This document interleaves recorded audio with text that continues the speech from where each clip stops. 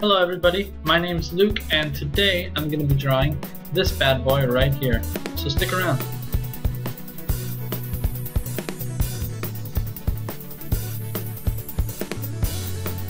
Alright, welcome back ladies and gentlemen. Today I'm going to be working on Hellboy. Not something I draw very often. I really enjoyed drawing this.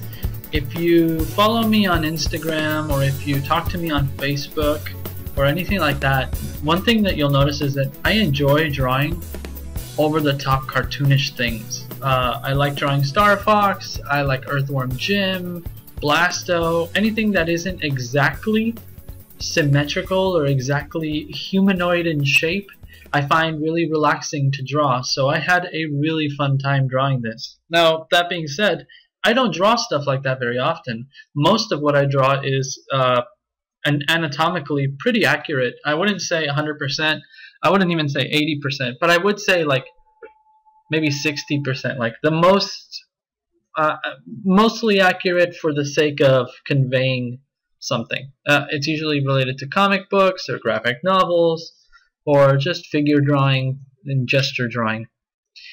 So drawing something like Hellboy, someone who has such awkward features, who has very elongated face and has over-the-top cheek structure and has weird bones sticking out of the top of his head and has kind of pointy ears and a really rotund but also muscular body. It's just, you get to play with a lot more shapes and it's really freeing, it's really relaxing. So if you're stuck in a rut, if you're stuck right now in a place in your art where you feel, I don't know what to draw, I'm bored of drawing the same thing over and over, look at something else. Look at something totally different from what you normally do and give it a shot, and you will find it incredibly freeing, and you also learn a lot from it.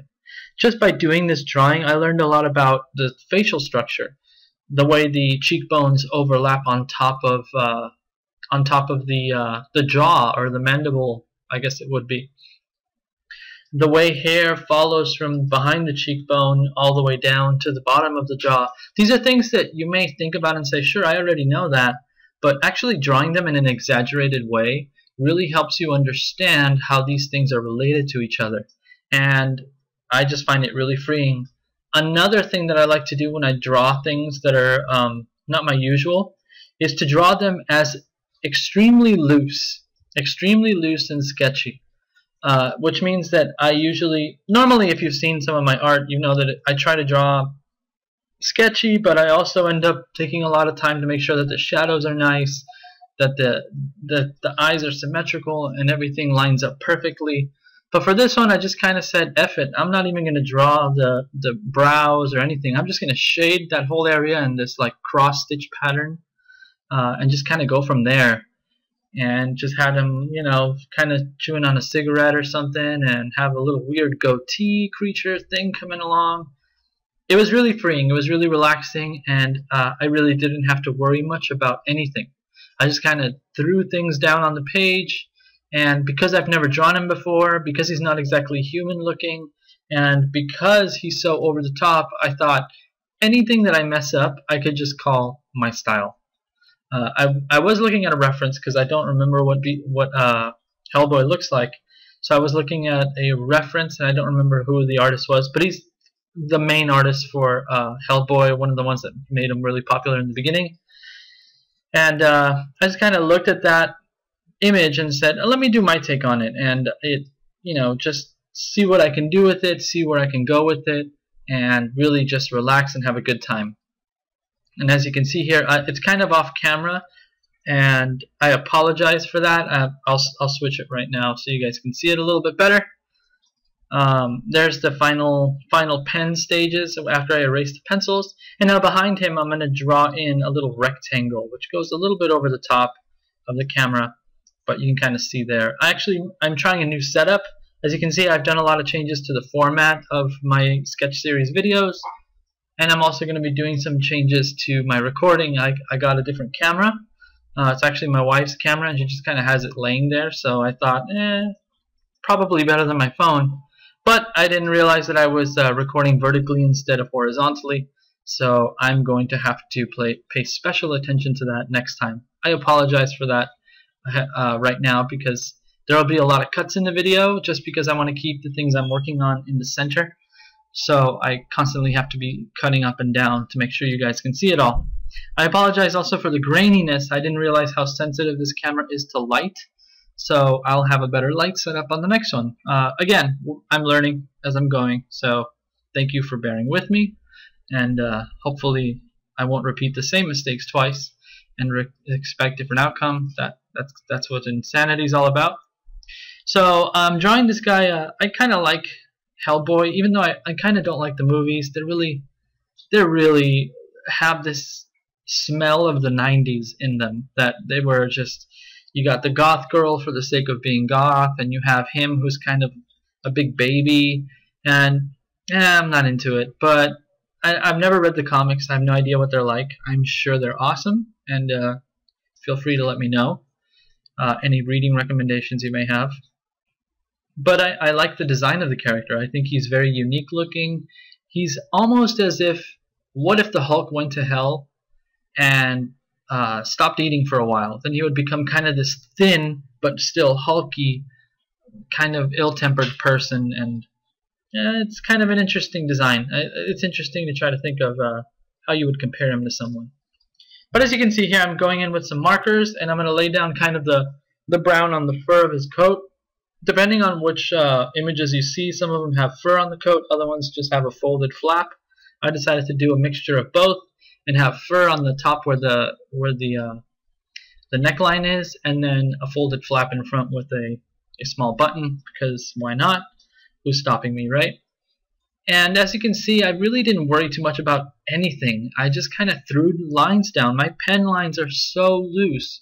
If you look at his chest, it's just kind of there. There's nothing special going on. So if you really want to practice getting quick and practice to help yourself understand how shading works, try to draw something quickly like this, something out of your comfort zone, something totally different, but also something that is different in ways that you want to learn. And I'm still trying to learn how to draw faces properly and proportionally, and draw different types of noses and brow lines and cheek lines. And so someone like Hellboy, the Hulk is also a good example, and also a lot of cartoon characters, maybe not so much anime, but if you do something like, I don't know,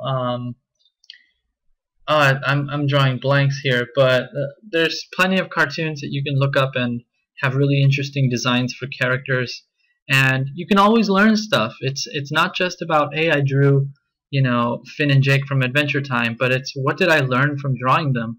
I learned that without having, maybe you can learn that without having rigid shapes, you can still convey proportion, you can still convey movement, you can still convey what is right and wrong for the character to be doing. Can he bend a certain way or not, and how can you draw that?